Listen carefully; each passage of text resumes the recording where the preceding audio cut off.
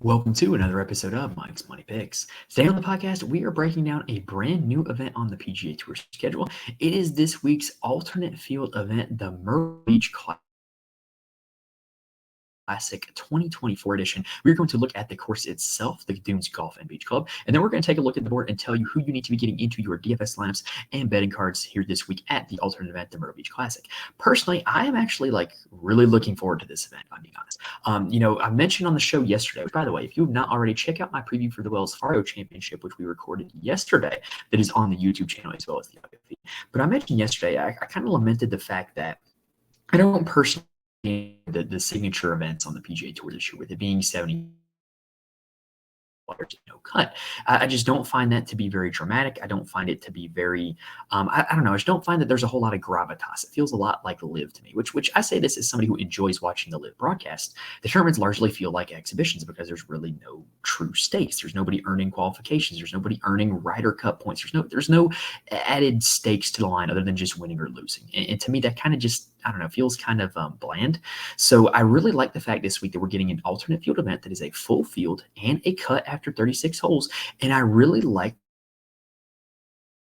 that it's headed to Myrtle Beach. I mentioned this multiple times on the podcast before, but I make my residence in North Carolina in the Piedmont Triad. And if you do not live here in North Carolina, pretty much everybody in the state of North Carolina and South Carolina vacations in Myrtle Beach all times of year. It doesn't even have to be the summer. So, I'm very familiar with that area. It's not an area that my family went to quite a ton.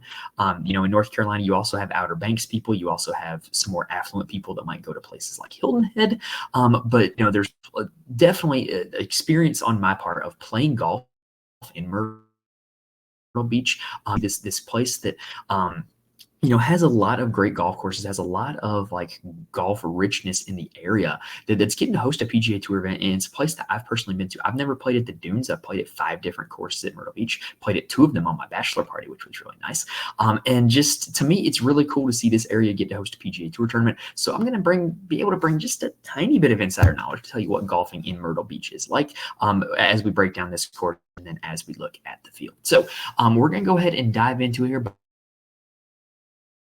by looking at the Dunes Golf and Beach Club. If you have not already on YouTube, please hit the like button. It really does help me out a ton. I really do appreciate it. It helps the videos get noticed, helps the channel get noticed. And if you have not already, go ahead and subscribe to the channel. That way you can get notified when new episodes drop and you can be with us for the rest of the PGA Tour season. And you can also dive into all of our best ball, fantasy football, college basketball content that is coming your way year round as well. But you can know when all that drops if you are subscribed to the channel. Next week is going to be a big week here at Money Pick, because we are going to be talking big about the PGA Championship. Or shorter episodes where we break down kind of all the different aspects of the PGA Championship, from Valhalla itself to DFS to betting, whatever it is. We're going to have a lot of content and a ton of episodes coming your way for PGA Championship week. So make sure you're subscribed so you can be here for that. All right, so without further ado, let's go ahead and dive into the course. Let's go ahead and start talking about golf at Myrtle Beach. All right, so the Dunes Golf and Beach Club is located in Myrtle Beach, and it is eternally rated as one of the top golf courses in Myrtle Beach, which if you are uninitiated, might not be impressive, but Myrtle Beach has a ton of golf courses. I kid you not, you can be driving down the main highway in Myrtle Beach and there'd be a golf course on both sides of the road. And it's just, there's a ton of options to play. There's a ton of great golf courses. And so to eternally be rated one of the top in the area is pretty impressive for the Dunes Golf and Beach Club. Now, this tournament is going to play as a par 71. It is over 7,300 yards. This is a track that is going to be making its debut on the PGA Tour. However, the Dunes Golf and Beach Club has hosted senior tour events in the past. It's also hosted amateur ladies competitions. It's also hosted college tournaments. So this course has been played at a very high level. It just has never hosted a PGA Tour competition. Now, it is a design by Robert Trent Jones, who also designed Silverado, host of the Fortinet Championship, and Port Royal, host of the Bermuda Championship, along with a host of other courses that have maybe had a cup of coffee as a PGA Tour host. I know the Barbasol Championship used to play at courses designed by Robert Trent Jones. So you can kind of look at some of those as concourses, but I do think that this is very It's very Myrtle Beach golf to me. Like if I'm being honest, as somebody who's played golf in this area, you get kind of your collections of courses at Myrtle where, there's just your standard kind of parkland courses. And then there's also ones that try to be more like swampy and marshy. And then there's ones that try to be more like lake style. This to me, just stands out as a very parkland standard style course that is, typical in Myrtle Beach, with as many golf courses there is, and with as many, what's the word I'm looking for? Not residences, but like places for tourists to stay, I guess, like all the condos and hotels and all that. There's just not a whole lot of real estate. And so you end up with this golf course being fairly tight and just not a whole lot of extra real estate, packed in. So anyway, I think that anybody who has played golf at Myrtle Beach quite a lot is going to have a leg up here. And now in terms of trying to find out who that is, if there are any North Carolina or South Carolina residents, I think that would give them an edge. The Bryan Brothers, Kevin Kisner, Griffin come to mind as guys who are residents in those areas. Alex Smalley, I believe, is also a North Carolina resident. I know he's a member at Sedgefield. So, that kind of might give somebody an edge if they do have a history playing, in this type of environment. But anyway, looking at the, actual specifics of the course, this is a slightly narrow course by PGA Tour standards. I don't expect the rough to be very penal by any means, but you cannot have a big miss off the tee here at the dunes because you are going to be in the trees. It is very thick tree lined on many holes. And if there's not trees, very near the fairway, there'll be water very near the fairway. So you cannot have a big miss here off the tee. And I think this is going to play as a very positional golf course. There's a lot of dog legs as well. So you're going to want to be able to play the best angles into these greens. The greens are heavily bunkered. So if you miss the green this week, there's a very high chance that you're going to be hitting out of a bunker as opposed to any other surface. But I do think that, this is a course where you're going to be playing positional golf. You're going to want to be hitting it to the right spot. Distance is not going to be a prerequisite to win. Accuracy is, and so that's kind of just the idea of how it's going to play. Now we also think of these alternate field events that the PGA Tour has, like Puerto Rico, like Corrales, like the Barbasol, the Barracuda. We think of these alternate field events as being played at these easy municipal courses where the scores get to like minus 25 under, and I don't really see that being the case here this week. I think that this course is narrow enough and has enough hazards and is tricky enough with the bunkering and around the greens that you're not going to see a super low score here this week. I think you're going to see it around the PGA Tour average, like minus 15 to minus 8. Now, with the greens, these are true Bermuda greens, so I do think that Bermuda putting is something that does need to be prioritized this week. It is something that is going to come in handy if guys are able to be good at Bermuda putting. But like I said, I really think that positional golf is going to be key. Putting yourself in position off the tee, keeping yourself in position on the second shot to roll in some birdie putts on these Bermuda greens, that's going to be the formula to winning. Now, we're going to go ahead and take a look here at the rabbit hole. Now, it's worth noting with also one last thing I forgot to mention in my notes. 7,300 yards. So this is the longest. This is not a super short course either. There's going to be a wide variety of approach shots from a wide variety of distances, and we don't really know how aggressive guys are going to be off the tee. So I wouldn't really want to zero in on any kind of one or two distances. But I would go ahead and just kind of look at general approach stats, and I would kind of think that, this doesn't really fit the bill as a super long or super narrow course. You're going to see wedges, you're going to see mid irons, you're going to see long irons into greens in all different kinds of holes. All right, so now with what I was going to say, let's go ahead and take a look at the rabbit hole. So the rabbit hole has been a tool that is in this year. It's a tool created by BetSperts Golf that is just a great statistical database. Allows you to sort and filter just all different types of conditions, all different types of data that you can look at and use it to make a custom model. And it's been really effective for me this week. This week to me is not a week to get too fancy on the rabbit hole personally, especially with us not knowing exactly how this course is going to play, not knowing exactly the distance of approach shots, not knowing exactly like just some of the specs of the course, right? So I really want to just, prioritize recent form comp courses and, kind of components of the game that I think are going to matter here. So let's go and take a look at the last 6 months, which pretty much just gets all the rounds that have been played this calendar year because, they kind of took a month off in December. So in the last 6 months, who have been the best golfers in this field in terms of strokes gained total? The list reads, tongue twister there: Ben Griffin, Chan Kim, Justin Lauer, Victor Perez, Eric Van Rooyen, Davis Thompson, Grayson Sig, Jimmy Stanger, Kelly Kraft, and Ryo Hisatsune. If you make it just approach, which I think is just generally the most important skill on the PGA Tour week in and week out, and it should be important here again this week. That list reads Grayson Sig, Kevin Yu, Victor Perez, Kelly Kraft, Andrew Novak, Joel Damon, Parker Cootie, Ryan Moore, Patton Kizzire, and Henrik Norlander. Now, if we switch on over to the scoring metrics here, I want to look at birdie or better because I do think that it is going to matter. You're going to have to make some birdies this week, like whether the winning score is 15 under, 25 under, whatever. You're going to have to make birdies. So give me guys who are going to make birdies at a higher rate than the rest of the field. And the number one in that ends up being Brian Davis, but he only has a 2-round sample size. After him this year, it's Wesley Bryan, Kelly Kraft, Taiga Semikawa, DJ Trahan, Patton Kizzire, Sean O'Hare, Tommy Gainey, Scott Piercy, and S.H. Kim, with Eric Van Rooyen just on the outside looking in. Now, also, I want to look at strokes gained just at Robert Trent Jones golf courses because, we got a decent amount of sample size here of all these courses that have been designed by Robert Trent Jones. Who plays well at them in their PGA Tour career? The top 10 in that category is Justin Lauer, Ches Reavie, Aaron Baddeley, S.H. Kim, Thorbjorn Olesen, Grayson Sig, Matt Wallace, Ryan Moore, Martin Laird, and Brandt Snedeker, with Daniel Berger just on the outside looking in. Now, let's look at specifically Bermuda greens. Who are the guys who in 2023 and 2024 have been good putters on Bermuda grass? And that list reads, I did it again, David Skins, Ben Griffin, Anders Albertson, Harry Hall, Ben Taylor, Tommy Gainey, Alexander Bjork, Kelly Kraft, Chesson Hadley, and Chris Gotterup. Your top 10 in that category. And I'm going to do something a little bit outside the box here. I'm going to look at around the green play from Bermuda greens as well, just because I think that, chipping onto Bermuda greens is certainly a little bit different than any other surface as well. The top 10 in that category read Aaron Baddeley, Marty Doe, Ben Silverman, C.T. Pan, Scott Piercy, Martin Laird, Jorge Campillo, Bill Haas, S.H. Kim, and Wesley Bryan.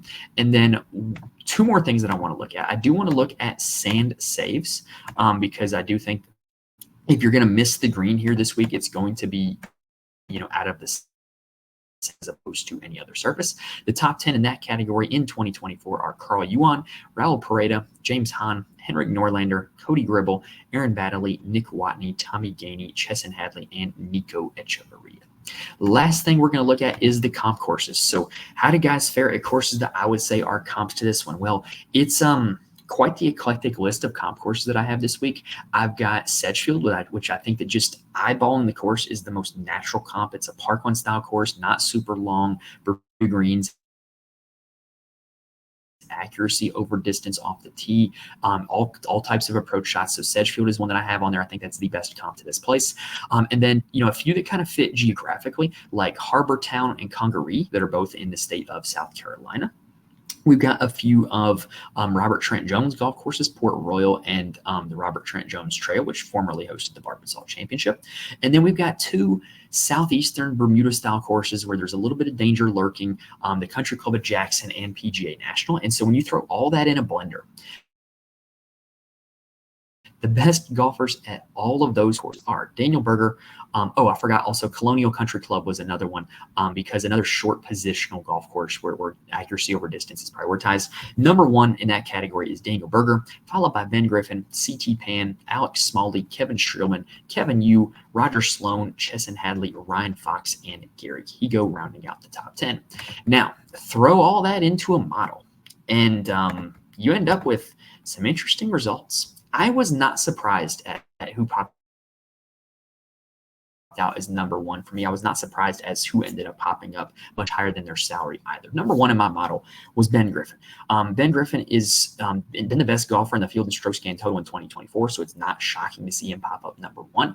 He's also a guy who has a great history putting on Bermuda. He is from the state of North Carolina, played his collegiate golf at North Carolina, has that going for him. So I do expect that he's played some golf in the city of Myrtle Beach in his lifetime.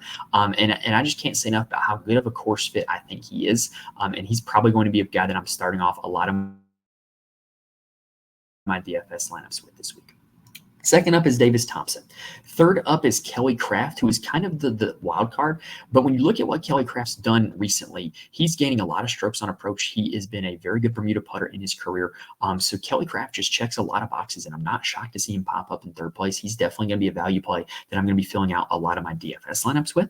The rest of my top 10 is Eric Van Rooyen, Jacob Bridgman, Chan Kim, Max Grieserman, CT Pan, Justin Lauer, and Scott Piercy, with Grayson Sig, Andrew Novak, William McGirt, shockingly, at number 13. Sam Ryder is another guy that I thought would actually be a little bit higher, but he is going to be one of my favorite value plays this week. He is at number 14. Jorge Campillo, Victor Perez, Ben Silverman, Ryo Hisatsune, Ben Martin, and Austin Cook rounding out the top 20. Now, I generally tinker with my models all week long. So if you want to see who ends up making the final top 10 of my model, go ahead and find the link in the description. Click on over to my Patreon, patreon.com/Mike's Money Pick. I post the top 10 for my model for every PGA Tour tournament, regular fields and alternate fields every single week. And there's also additional content you can get there, like my DFS core plays, as well as kind of my lineup strategy and attack strategy for each week, just on the golf circuit. But for other sports, you're going to get the DFS cores for college football and college basketball when they're in season. And then for the NFL, we're going to have preseason rankings and best ball content as well, all for the low price at $3 a month. So if you want to get in on that, head on over to patreon.com/Mike's Money Picks. All right, now let's go ahead and take a look at the board and see if we can find some guys that we like in betting and DFS. All right, so taking a look at the board here, I do think that on DraftKings, when I play DFS this week, I think that I'm going to be in the camp of Ben Griffin over Eric Van Rooyen. That kind of bared itself out, looking at my custom model. But I think with Van Rooyen, I just don't think that he's a particularly great course fit. And so I'm kind of going to let everybody else chase him, if I'm being honest. Like, we think of Eric Van Rooyen, we think of the best courses to play him at, courses like the Mexico Open or like, the Worldwide Technology Championship that he won in November, where it's really wide off the fairway, and, courses where he can miss off the tee and still find a way to make birdie, or courses where, they kind of lend themselves to being super easy and really birdieable with big greens. That's kind of where he succeeds. And I don't really think that this course, fits that very well. Whereas you look at Ben Griffin, and you look at his stats, and not only is his game been pretty solid recently, there hasn't really been any kind of deficiency in Ben Griffin's game, dating back all the way to the Cognizant Classic, where he had a really bad approach week. But that's also partly because he put a few balls in the water. So I really think that he's just been pretty solid in the calendar year 2024, been really well-rounded in terms of all four aspects of his game. But you look at his finishes at the comp courses, like, you look at that list of comp courses we loaded up, and it's pretty much all of Ben Griffin's best finishes have been at those courses. Fourth at the Wyndham, third of the Bermuda Championship, runner-up at the Sanderson Farms last year. Like, he just has a knack for playing well at these Bermuda grass, more positional golf courses. And so I really think that this is Ben Griffin's week where I'm going to be starting off with a lot of my DFS lineups with him. And I think if I had to pick one guy to win the tournament, I would be picking Ben Griffin, but that allows me for a natural segue. I would not be able to, in good conscience, recommend you guys players to pick in actual terms of outright winner betting this week. I think that with this field, not a whole lot separates the guys at the very top from the guys at the very bottom.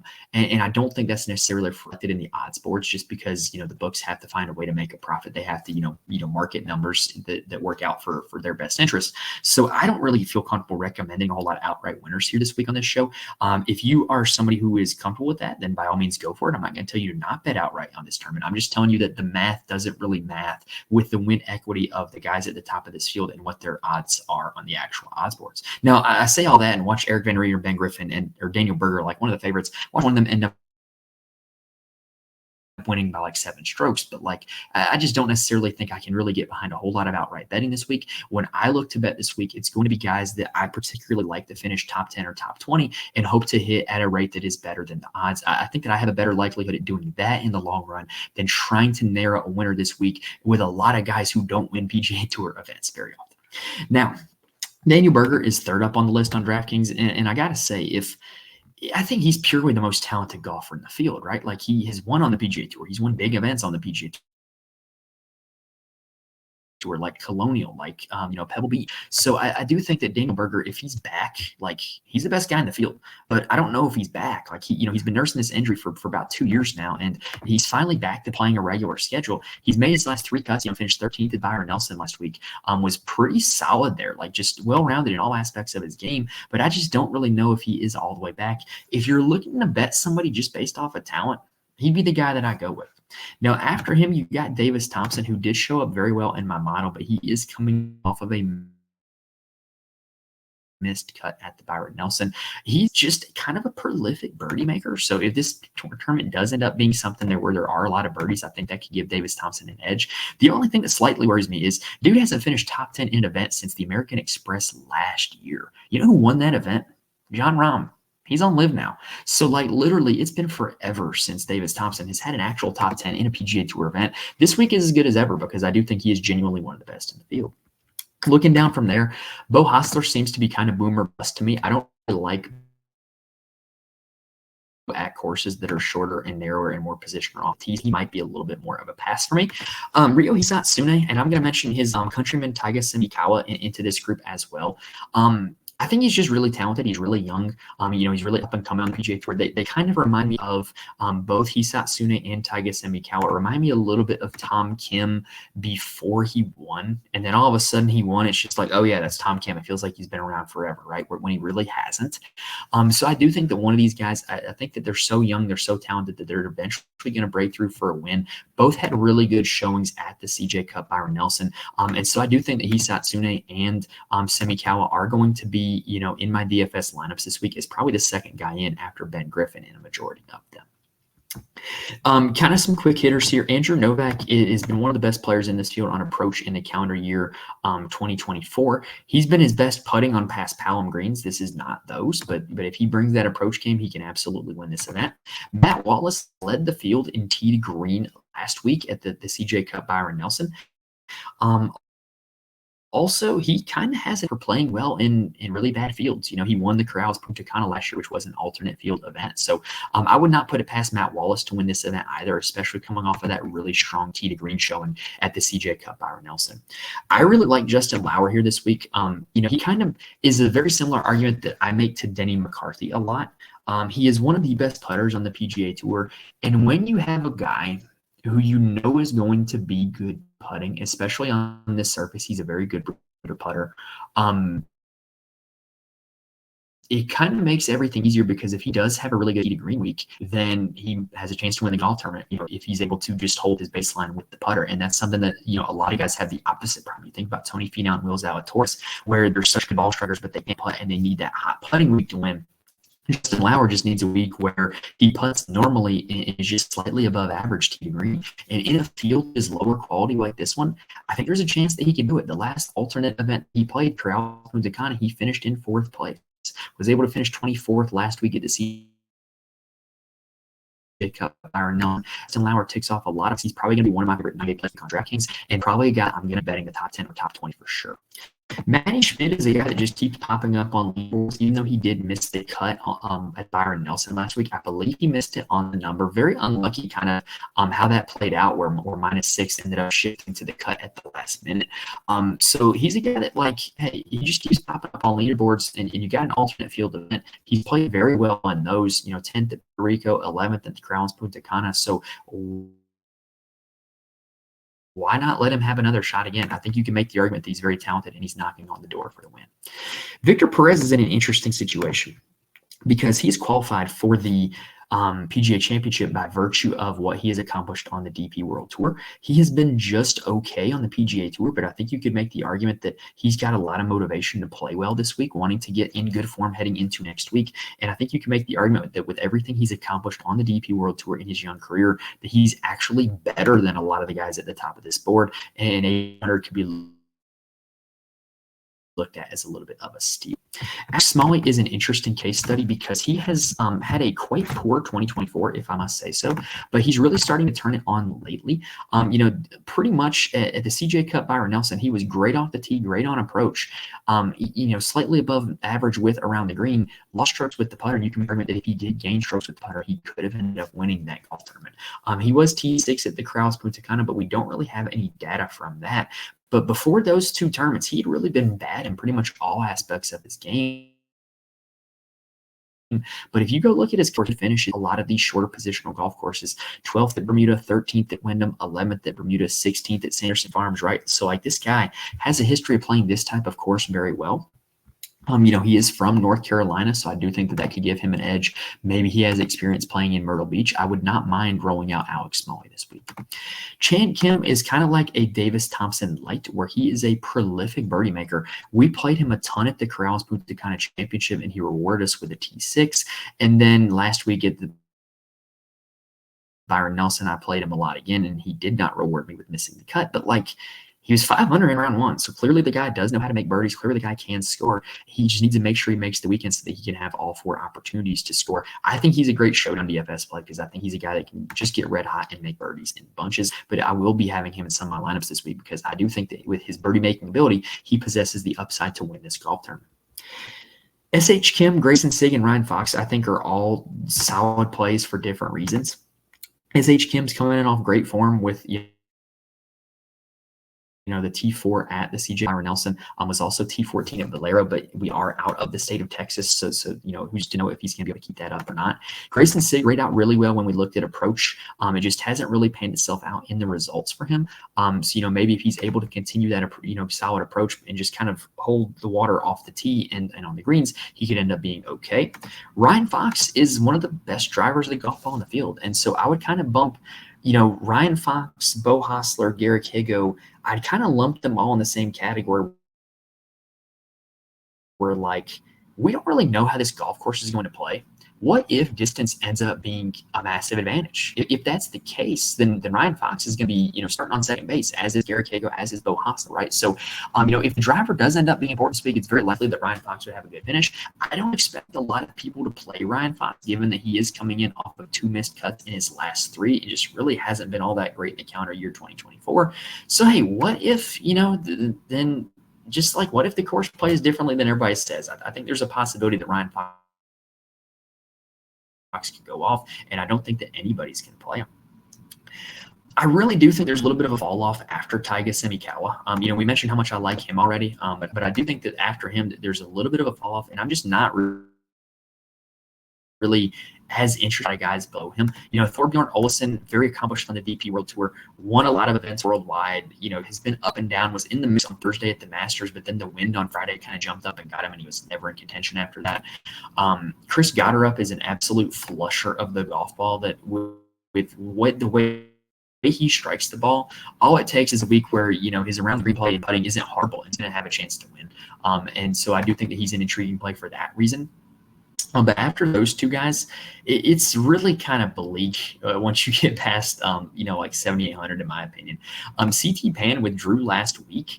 I was really high on him last week, but he withdrew after round 1. Don't really know what happened. And I really would be leery of going with him for that reason.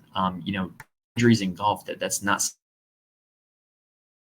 something you really want to go with.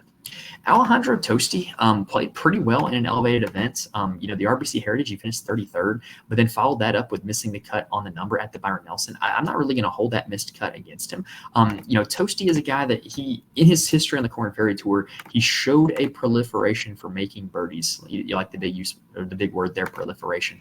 So we don't know exactly how this course is going to play, but he is a guy who can make some birdies. Yeah, the missed cut at the Byron Nelson, he lost 6 strokes putting on 2 days. And the ball striking was great. So, we're on a different grass surface now, different type of greens. So if he's just able to flip that putter around, Alejandro Toasty may absolutely be a guy that we could go with here this week. Sam Ryder is a guy that I absolutely adore this week. He's a great Bermuda putter.